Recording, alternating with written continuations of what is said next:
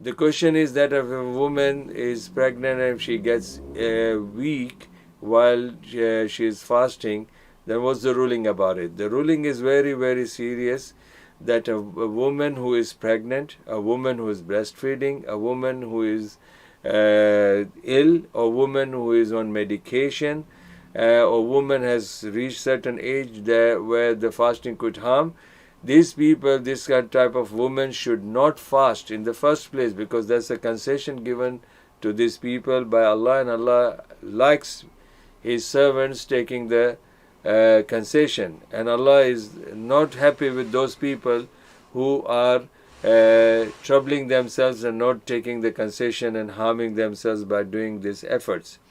So the ruling is that you can, for every day that you miss, you can just feed one meal to a poor person. One meal for one day. That's all. Alhamdulillah.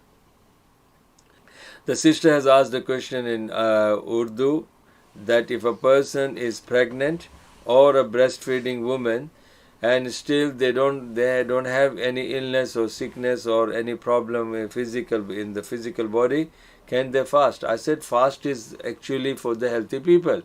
So if a person is healthy regardless of any situation, that person must fast.